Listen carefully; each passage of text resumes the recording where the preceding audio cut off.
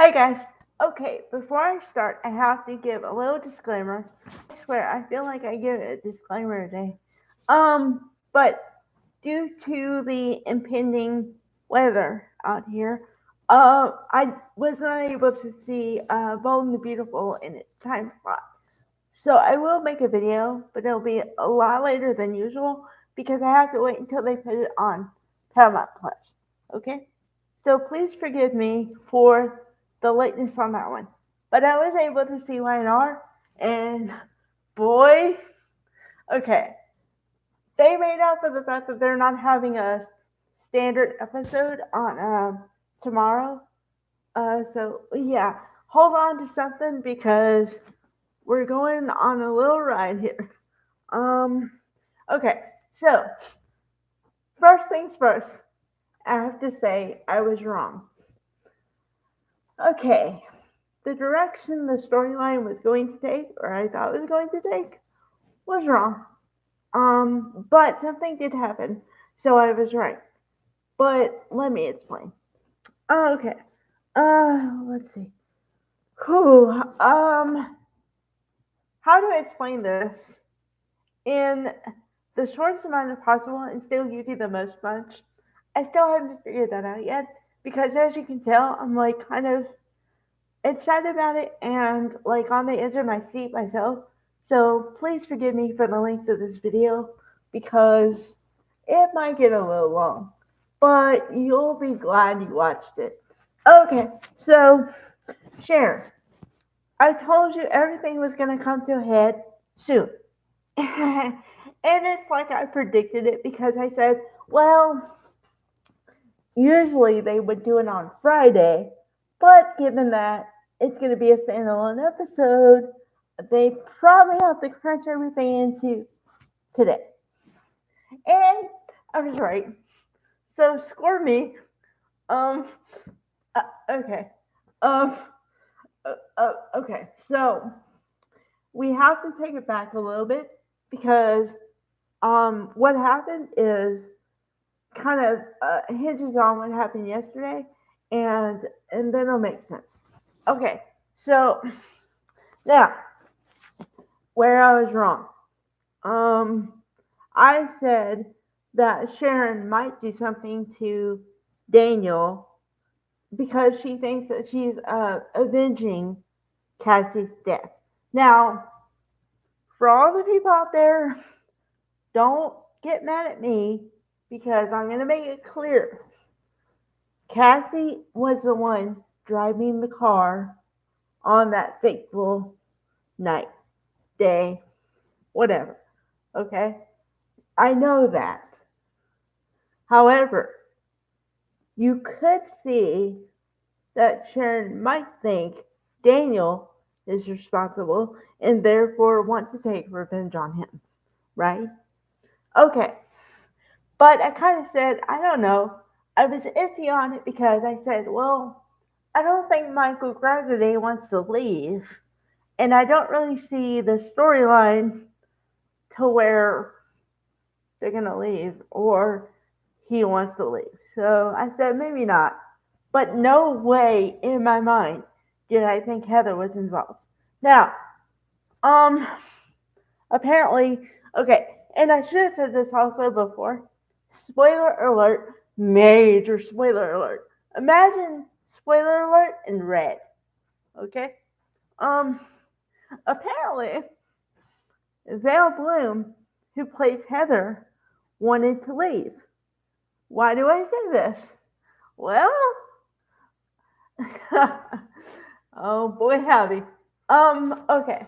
So remember the scene where Sharon is in someone's house, and I didn't put it together that it was Daniel's house, Daniel Heather's house, until a little later, because forgive me, but Sharon Case has been in a motel for a while and or in this cabin ish, like wherever she lives, okay, for the longest time.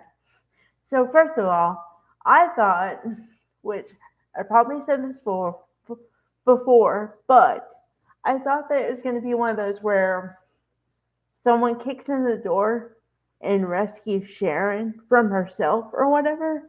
And, that's how I thought she was going to get out of that motel. I was wrong. Although I was right about something here. Um, I said, I remember way back, I said, oh, it looks like she's having blackouts because she'll have like a conversation with somebody. It started small. She'll have a conversation with somebody and totally forget. I said, that's odd. Then she started doing stuff and she forgot she was doing it. Or she forgot she did it. I'm like, whoa, this is getting worse. Okay. So, all right. Somehow, now this is what I believe. I'm not really sure until I can't somehow, okay. I'm going to go with what I know and then what I feel, okay? What I know is she was in the motel.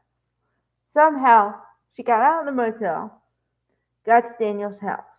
Now, um, apparently, some people could say, well, she could, depending on where it was, she could have hitchhiked there, gotten there. Somebody could have drove her there. The possibilities are endless. But I still stick with somehow the evil. Um, the evil side. Cameron Kirsten talked her into going there, so somehow she found her way there. Okay, so now she found her way there, and also to give details, she broke into the house. She broke in because I had a problem with that too. Of like, how did she get in? So she broke in the house. Okay.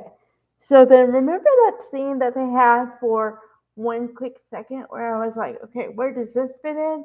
Where Heather's like, oh, Sharon, and she's like scared out of her skin. Okay. That happened today because Heather came home, I guess from work or something, and Sharon was already there and doing something. I guess mixing something in the drink or something. I don't know, but something.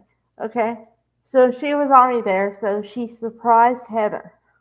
Well, Heather said, Heather's a lawyer. Okay, so we have to put that in perspective. I mean that she asked a lot of questions, more questions than someone else might ask. Okay, so as soon as she sees Sharon, she starts questioning, and I mean really questioning. What are you doing here? Why are you here? How'd you get here? Um, and Sharon is trying to clean this up.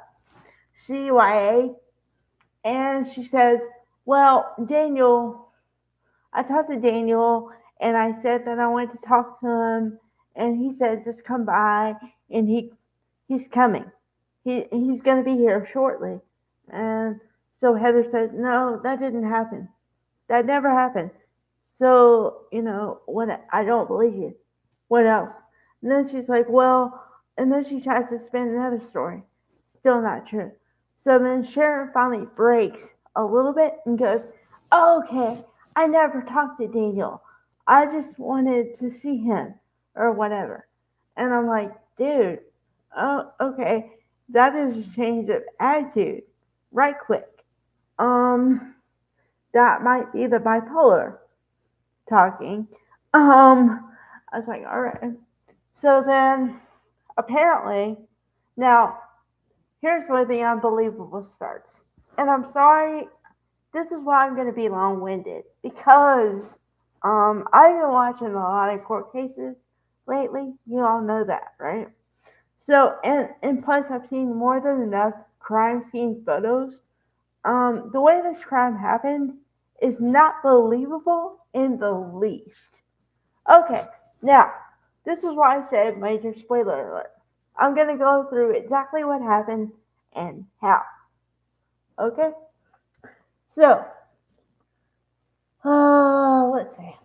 They want you to believe that Sharon hit or something Heather so hard that she fell on the floor and I guess knocked her head on something, although I didn't see it.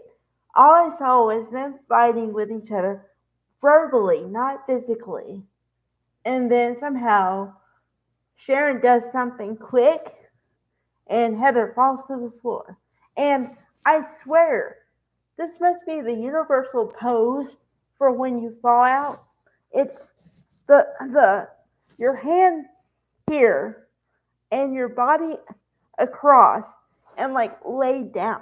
I can't do it because I could do it if I was laying down, but imagine like when you put your hand here and then your body just kind of like falls on the floor, but somehow they do that artfully.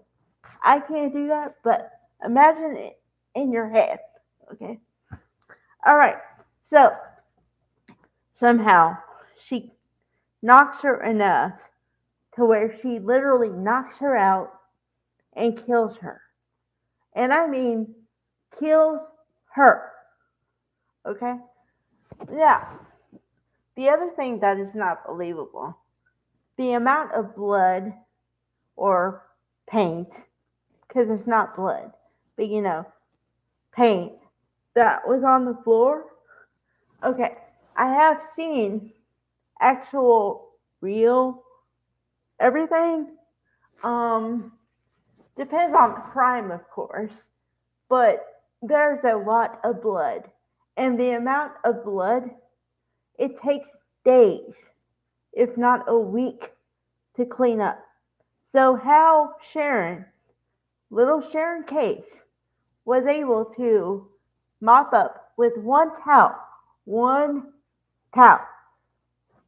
the amount of blood that was on the floor, unbelievable.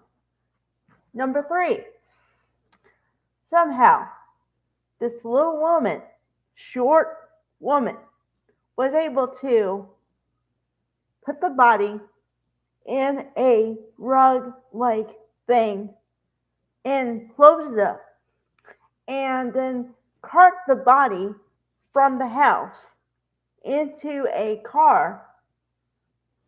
Unbelievable. So, yes, ladies and gentlemen, Sharon Case, in all her loveliness, apparently committed, quote unquote, a crime, quote unquote, in 2 minutes flat. And did everything in 10 to 15 minutes flat. I know because I timed it.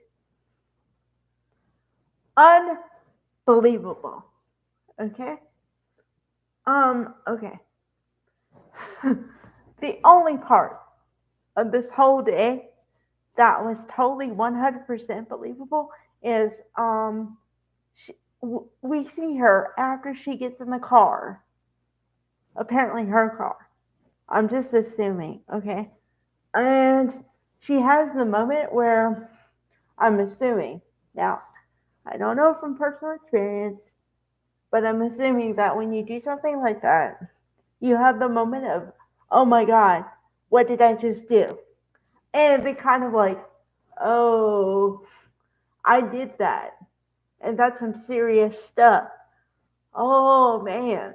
Like that whole thing, but like freaking out, crying, a massive whole thing. You have to see it for yourself. I'm trying to explain it, but it doesn't do it justice. You have to see the episode for yourself because I can't duplicate what she did. Now, granted, this is a soap opera, so the percentage of reality versus fictional or whatever is very low. But, I mean, it's like, wow, okay. So that's how they're going to get Daniel. I don't, and here's the thing I don't think that Sharon meant to do that, but it's still going to affect Daniel and Lucy because now Daniel's lost his partner. And Lucy has lost her mother at 14 because you're supposed to believe the actress or the character is 14, 13, 14. So, yeah. But on the upside, we'll get to see Lily Brooks O'Brien talent and how she handles the situation once she figures out what happened and her range of emotion, which is her range of acting ability. Because, well, I know I've said this before, but I kind of base it on movies, so that's what I'm talking about. But there are actors and actresses out there that I can tell exactly what they're feeling just by their facial expression. And those are one in a few, I promise. So I want to see what she's going to be able to do. And Daniel's reaction, Michael Graziadei too. So, but like I said, I warned you guys about the spoiler. So, um, hope you enjoyed this video. All right, bye everybody.